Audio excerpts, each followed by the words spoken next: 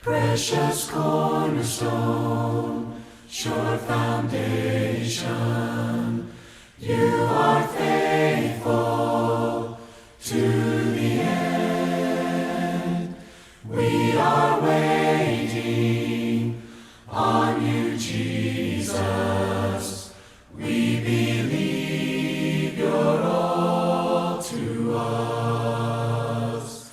Only Son of God, sent from heaven, hope and mercy at the cross. You are everything, you're the promise. Jesus, you are all to us. Let the glory of your name be the passion of the church.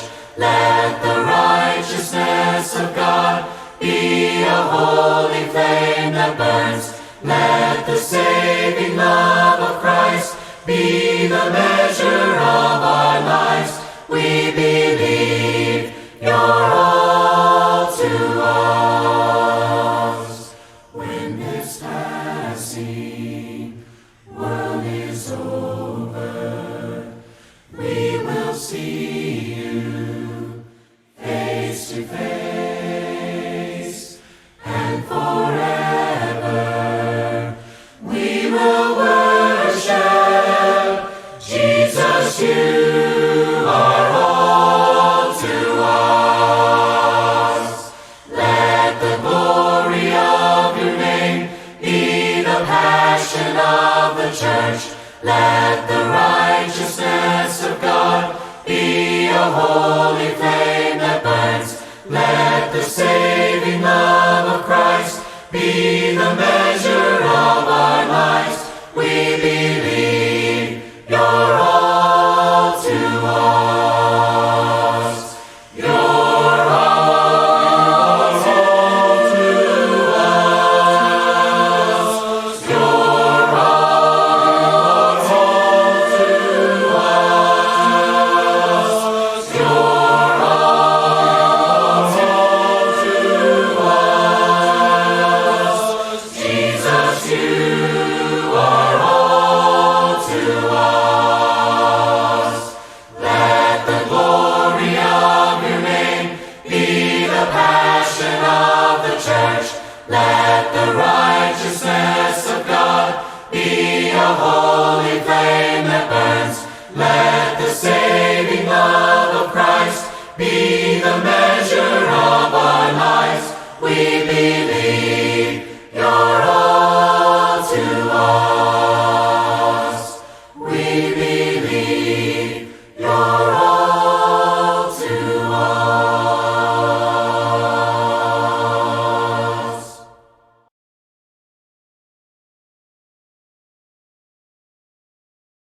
I've heard an old story, how a Savior came from glory, how he gave his life on Calvary to save a wretch like me.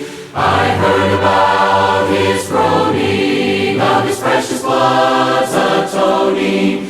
Then I repented of my sins and won the victory. Oh, victory in Jesus, my Savior forever. He sought me and bought me with his redeeming blood. He loved me ere I knew him, and all my love is to him. He plunged me to victory beneath the cleansing flood.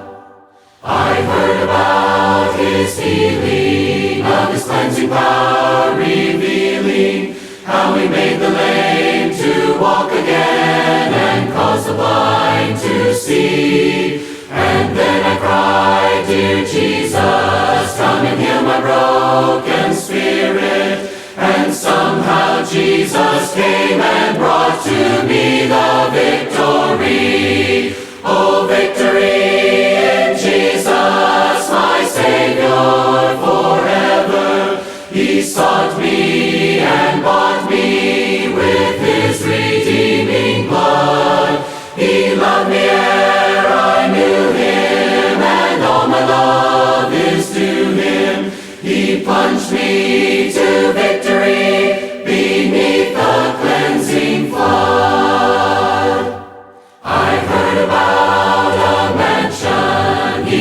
for me in glory.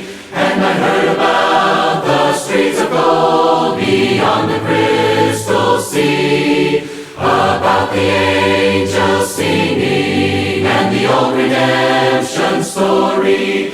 And some sweet day I'll sing up there the song of victory. Oh, victory in Jesus, my Savior forever. He sought me and bought me with His redeeming blood. He loved me ere I knew Him, and all my love is to Him. He plunged me to victory beneath the cleansing flood.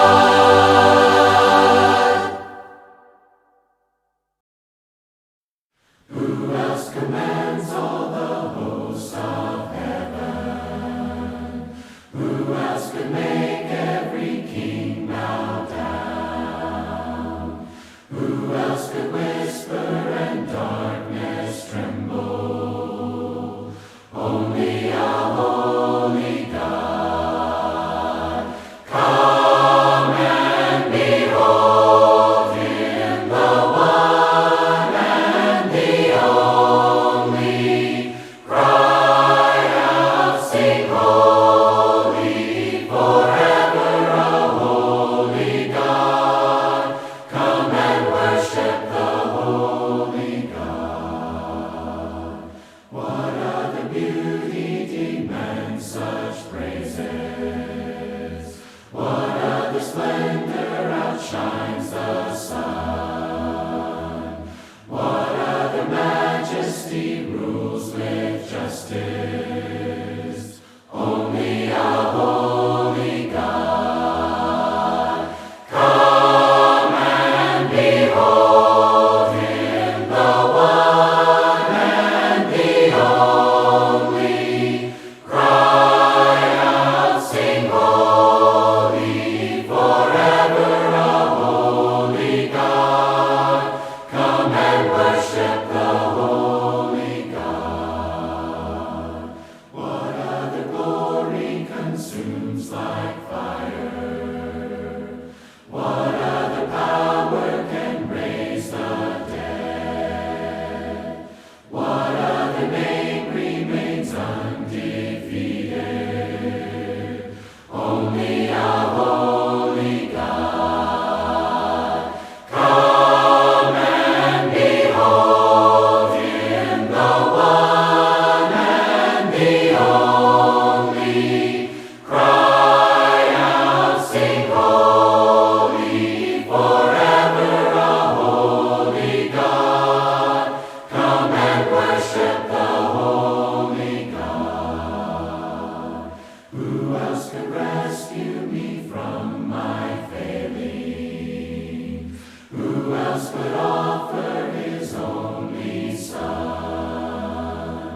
Who else invites me to call Him Father? Only a holy God. Come and behold Him, the one and the only. Cry out, sing holy, forever a holy God. Come and worship the holy God. Come and behold Him, the one and the only. Cry out, sing holy, forever a holy God. Come and worship the holy God.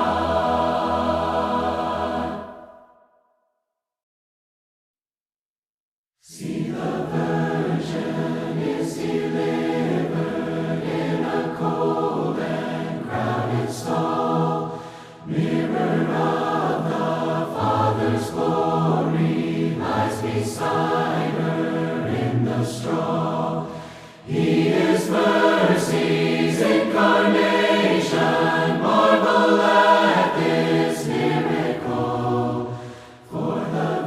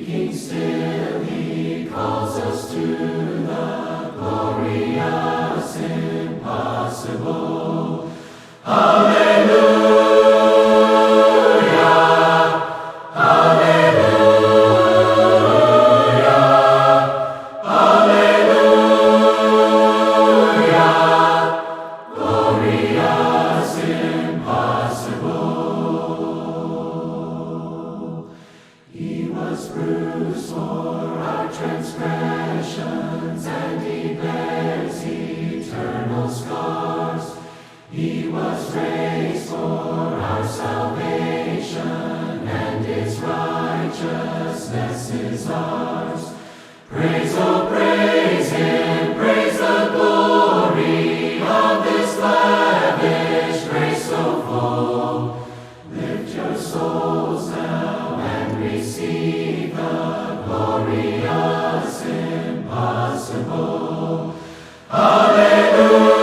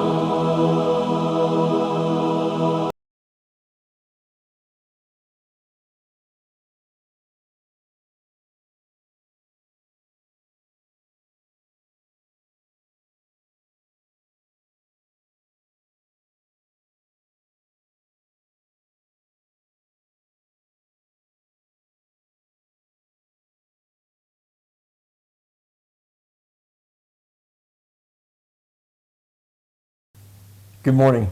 Welcome to Lakehoma Church. We're glad that you're here in this venue.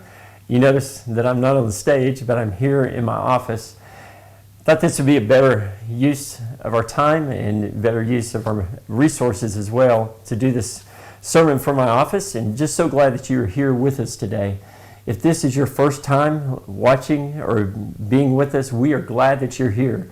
And let us know. Send us a message and tell us how you liked the worship service today. Today we're in a series. We've been in a series on the I am statements. And as we look at those I am statements, I want us to remind us of where we have been. We've been in those places where it says, I am the bread. And we looked at Jesus as something that we're supposed to kind of physically eat. I mean, we're supposed to gnaw on His words. We're supposed to gnaw on Him and understand that and really eat and take in the words of God that are in us. Then we looked at that Jesus is the door, the gate, the one that stands and protects the sheep. And as we think about that, we think how He is someone that protects. He is a door. I think of that passage where it says, no man can come to the Father except through me. In other words, I am that door to the Father. No one can come to me. No one can come to the Father except through me. And I think of how Jesus said, I am the door, but He also said, my sheep know me because they listen to my voice. They listen to my voice. We're supposed to eat His words. We're supposed to listen to His words. And that's very, very important. And then He said, I am the good shepherd. And remember, we talked about that verse in John 10 and verse 10, which says, I have come to give you an abundant life. I've come to give you an abundant life. And we looked at that word life. The word life is Zoe, which means it's an eternal life. Now, as we get into this lesson today, this lesson on I am the light of the world, I have a question for everybody. How many of you have ever been sunburned? I mean, really sunburned. Being as dark-skinned as I am, it was easy for me when I grew up. I was a lifeguard, and I just got dark. But from a lot of people who are fair-skinned, you really get sunburned. I remember taking a senior trip one time with all the seniors. And we went down to Galveston. One of the kids' name was Aaron there, and I kept telling him, hey, you need to put some sunscreen on. He was as fair-skinned as you get. You need to put some sunscreen on. Did he? Of course not. He didn't do that. And what happened? After 2 or 3 or 4 hours out there in the ocean, he was burnt. When he came back from the ocean, and even that next morning, there were blisters all over his shoulders. I mean, he totally just even hurt that whole rest of that trip just because he didn't listen. And it amazes me how the light from the sun, that light is so powerful that it would do that to us, that it would cause us to be burnt. And I know many of you probably have gone through that and been burnt before. And none of us like that. But Jesus is the light. He is somebody that penetrates the darkness. That light is something that also penetrates into our hearts, digs down deep inside of our souls as well. And so I want to look at that this morning. Our first passage that comes, I want to look at is John chapter 8, verse 12. And it says this. Again, Jesus spoke to them saying, I am the light of the world. Whoever follows me will not walk in darkness, but will have the light of life. Man, Jesus said, I am the light. I am the light. And of course, every time I think about that, I go back to Genesis 1, where the first words out of God's mouth were, and God said, let there be what? Light. Let there be light. And remember that the sun and the moon weren't even created until the fourth day. Light was there in the beginning, which makes me think about John 1:1. In the beginning was a Word, and the Word was with God, and the Word was God. And then it says this in verse 4, in him was life, and the life was the light of men. In him was life, and that life was the light of men. Do you remember that word life? That word Zoe? It's right there. That word Zoe is right there. Meaning it's that gift that God and Jesus have given us through His Spirit that we have within us. Because we have confessed our faith in Him, we have Jesus in our lives. It is an unbelievable thing to have His presence there. Not just a presence, but an eternal presence there. We have been given a gift through His Spirit. We are here and we are there and here at the same time. We are with God, seated on His throne, by His throne, with Him on the throne, seated with Him, and we are here on earth as well. We have eternity in our hearts. We have the Spirit of God, the Spirit of Jesus, the Spirit within inside of us. What a wonderful thing. That's what that life is. And it gives us this abundant life to have this faith in Him.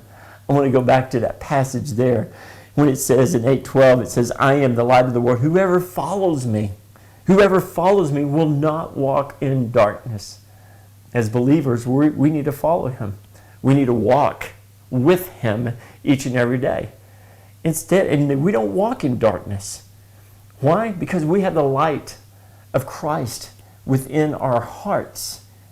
And there it says at the end of that, but we will have the light of life. We have that light of Zoe. That's it, that abundant life that He gives us. In Matthew 5, verse 14, it says this, you are the light of the world. A city set on a hill cannot be hidden. If you remember, Jesus said these words right after the Beatitudes. On the Sermon on the Mount, He said these words, you are the light of the world.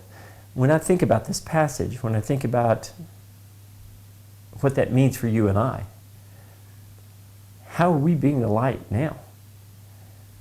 I know these last few weeks, and especially this last week, has just been, it's been difficult to know how are we going to do things.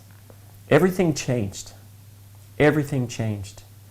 How we do church, just like this, how we do worship, how do we get together? How are we going to see one another? How are we going to connect with one another? And that's really some things that we're trying to help out with. And when I think about being the light of the world, how can one be the light of the world just right where they are, just right here? And I think about kids, I think about it. I think about how are you the light of the world even at home? Are you listening to your parents? Are you being helpful? Or is there yelling and screaming? Is everybody bickering with one another? There's got to be a new normal.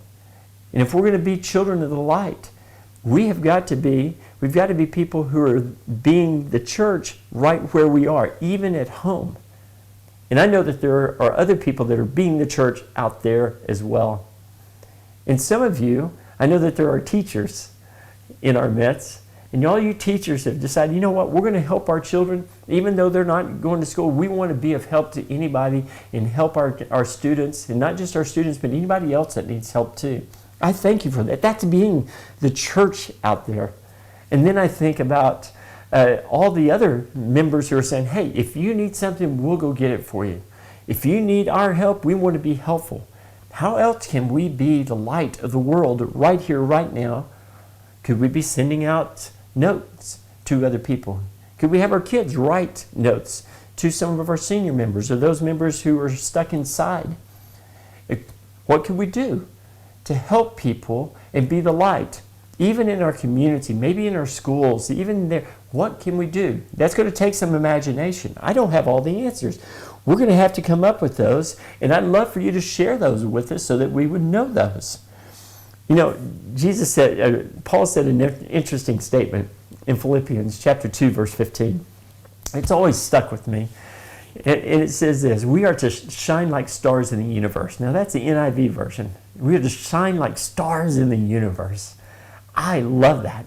He's talking about a perverse and crooked generation in which we are supposed to shine like stars in the universe. What a wonderful passage, which brings me to this next passage. Me thinking about Jesus when he is transfigured. Oh my goodness, what a powerful image. Peter, James, and John on the mountain with Jesus, and all of a sudden he is transfigured. Look at this image that is given to us. And after 6 days, Jesus took with him Peter and James and John, his brother, and led them up on a high mountain by themselves. And he was transfigured before them, and his face shone like the sun. His face shone like the sun, and his clothes became white as light. Man, that is a powerful image, because it takes you back to when Moses was on Mount Sinai, and after he comes down from the mountain, spending 40 days, and then another 40 days with God and receiving the commandments, and he came back down. When he came back down, his face shone bright, so much that the people were afraid of him, so much that the people had to ask him. He put a veil over his face, but every time he went in with God, he'd take that veil off so he could speak to God as one speaks to him face to face. That's what we're supposed to be. That's the light in us is supposed to be that same light. It reflects off of us so that others see it. Look at 2 Corinthians chapter 3, verse 18. And it says this: and we all, with unveiled face, beholding the glory of the Lord. We can see the Lord without any face. We don't need to be veiled. We can be in his presence anytime. We can come before God and we can be in his presence and he hears us. We can meet him face to face. In being transformed into his image, when we are seeing him face to face, we're looking, we're reflecting, we're seeing, am I like him? Am I like Jesus? Am I like the Spirit? Am I like them? Am I living my life in the way that Jesus lived his life? And it makes me, I want to be transformed into his image from one degree of glory to another. For this comes from the Lord, who is the Spirit. Being transformed into the image of God. Man, Moses was transformed into the image of God. The unveiled face. An unveiled face, beholding the glory of God, transformed into the same image. I pray that that's you. I pray that each and every one of us are being transformed into his image with ever increasing glory. How are you doing on that? How are you doing on that? What if all of us, listen, what if all of us,